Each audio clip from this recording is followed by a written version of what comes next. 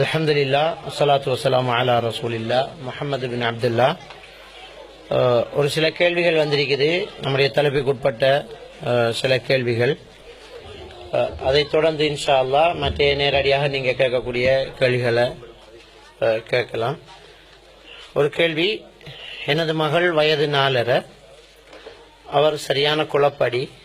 சில சந்தர்ப்பங்களில் என்னால் கட்டுப்படுத்த முடியாது போய்விடுகிறது.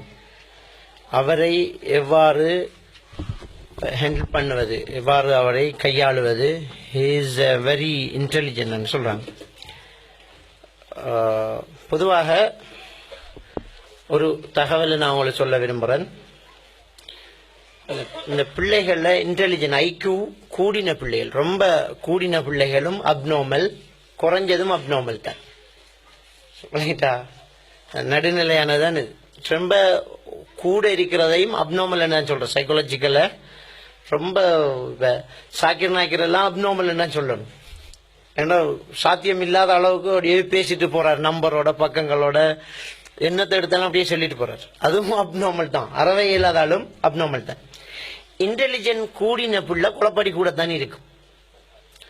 இன்டெலிஜென்ட் கூடின பிள்ளை குழப்படி கூடின பிள்ளையாத்தான் இருக்கும்.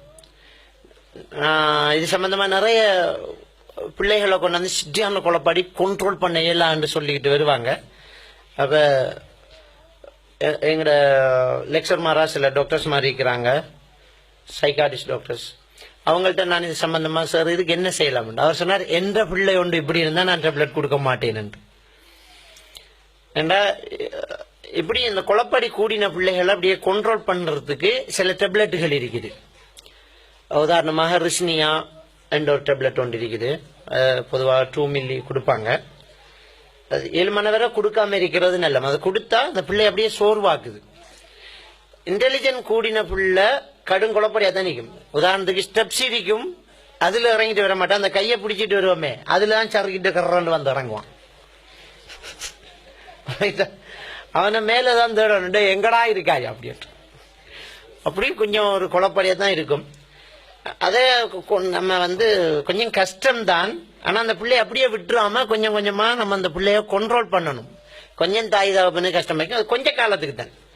ஒரு 10-12 வயசை தாண்டிக்கிட்டு வரக்குள்ள அந்த பிள்ளை தானாக ஒரு நல்ல ஒரு இதுக்குள்ள வரும். அந்த இன்டெலிஜென்ட் அந்த குழப்படி கூடின நேரத்தில் நாம விட்டுறக்கூடாது.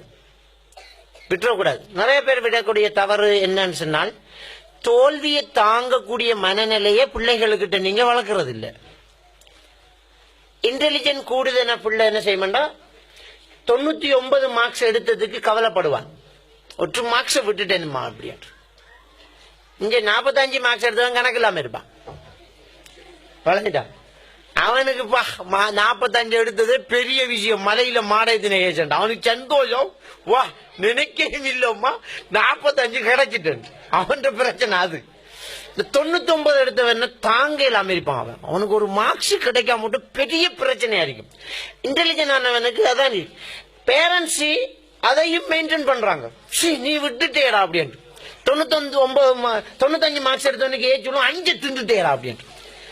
நாங்க என்னடா தோல்வி ஏற்றுக்கொள்ளக்கூடிய ஒரு மனநிலையை வளர்க்கிறோம். இல்லை, நம்ம எல்லாரும் தோல்வியை வெறுக்கிறோம். தோல்விங்கிறது வாழ்க்கையில ஒரு ஆளுக்கு இருக்க வேண்டிய ஒரு மிகப்பெரிய ஒரு இன்ட்ரெஸ்டிங்கான ஒரு விஷயம் தோல்வி. இந்த உலகத்துல நமக்கு நடக்கக்கூடிய விஷயங்களை 2 கேட்டகரிக்குள்ளதான் நம்ம எடுக்கணும். ஒன்று அல்லாஹ்வுடைய நிஅமத் உண்டு, அது சந்தோஷமான விஷயங்கள்.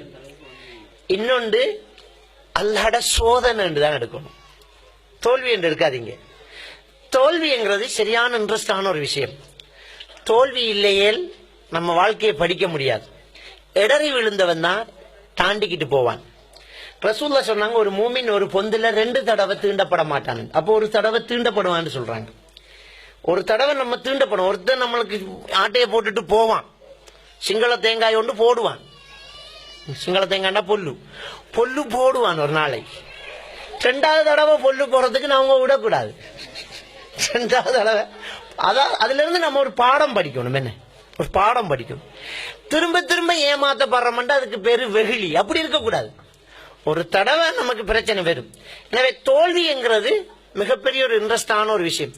நாம இயல்பாக சில ஏமாற்றங்களுக்குள்ளாலாம். பெற்றோரால நாம புறக்கணிக்கப்படலாம், குடும்பத்தால நாம தள்ளி வைக்கப்படலாம், அவமானப்படுத்தப்படலாம், ஏசப்படலாம், அடிக்கப்படலாம், அடக்கப்படலாம்.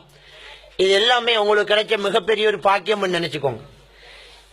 நம்மட ஆசைய, உதாரணத்துக்கு ஒருத்தர் என்கிட்ட சொல்லி அழுதார், எனக்கு புத்தி தெரிஞ்சு எங்க வாப்பா என்ற தலையை தடவி இல்ல அசரத். அவர் இப்ப ஒரு பெரிய பிரின்சிபல் அறிகிறார். எனக்கு புத்தி தெரிய எங்க வாப்பா என்ன தலையை தடவி இல்ல, ஒரு குடி சோறு ஊட்டி விட்டது இல்ல, மகன் என்று அன்பா கூப்பிட்டு இல்ல என்று அழுகுறார். நான் இது உங்களுக்கு கிடைச்ச ஒரு பெரிய பாக்கியம். ஏன் தெரியுமா? உங்களுக்கு புத்தி தெரிஞ்ச உங்களோட பிள்ளைய நீங்க ஏசிரிக்க மாட்டேங்கல என்றான். ஓ மசரதன்றார், நீங்க நல்ல தகப்பன் ஆகிறதுக்கு இந்த சம்பவம் ஒரு காரணமாயிடுச்சு. நம்மளை ஏமாத்திட்டான் என்று சொல்றதை விட நாம் அவனை நல்லா நம்பிட்டோம் என்று சொல்றதான் உண்மை. சில விஷயங்களை நாங்க ஒரு வரப்பிரசாதமா எடுத்துக்கொள்ளணும். நமக்கு ஏற்பட்ட தாக்கங்கள், இழப்புகள், தோல்விகள் எல்லாம் நம்மளுக்கு அடுத்த வாழ்க்கையை தீர்மானிக்கிற ஒரு பொக்கிஷம் என்றுதான் நினைக்கணும். இது சேலஞ்ச், இது நமக்கு இது ஒரு பாடம். இனிமேல் நான் நல்ல தயாரிப்பேன். எனக்கு இப்படி ஒரு அநியாயம் செஞ்சதால நான் யாருக்கும் அநியாயம் செய்ய மாட்டேன். விழுந்தவனுக்கு தான் வலி தெரியும். எனவே நமக்கு வலியை காட்டினதுதான் வாழ்க்கையில் ஏற்பட்ட தோல்வி. பிள்ளைகளுக்கு தோல்வியை தாங்கக்கூடிய மனநிலையை உருவாக்குங்க. சின்ன வயசுல இருந்தே எக்ஸாம்ல சில மார்க்ஸ்கள் குறைய வந்தாலும் அந்த பாசிட்டிவா பேசுங்க, நெகட்டிவா பேசாதீங்க. நமக்கு எப்ப பார்த்தாலும் நெகட்டிவா பேசி பேசி பழகி போச்சு. அவங்களுக்கு தான் வாழ்க்கை ரொம்ப பாரமாகும். 95 மார்க்ஸை பார்த்துட்டு 5 நெகட்டிவ், 5 கிடைக்கலையேன்னு கவலைப்படுறதை விட 95 கிடைச்சிட்டேன்னு சந்தோஷப்படணும். நான் ஒரு டயர் கடைக்கு காத்தடிக்க போயிருந்தேன்.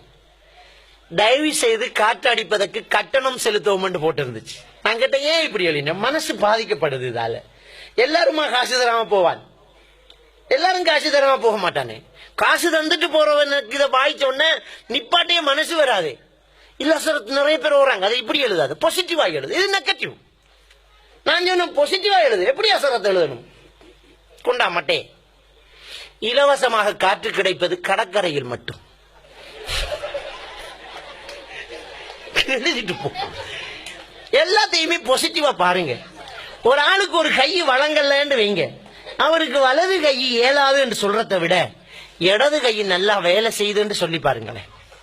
அப்துல்லா இப்னு உம்மி மக்தூம் ரலியல்லாஹு தஆலா அன்ஹு 2 கண்ணும் தெரியாது, வீட்டுல தொலைட்டான்னு ஸல்லல்லாஹு அலைஹி வஸல்லம் அவங்கள்ட்ட கேட்டபோது, ரசூலுல்லாஹி ஸல்லல்லாஹு அலைஹி வஸல்லம் அவங்கள்ட்ட நெகட்டிவா சொல்லி கேட்டபோது நபி பாசிட்டிவா சொல்லி காட்டுறாங்க.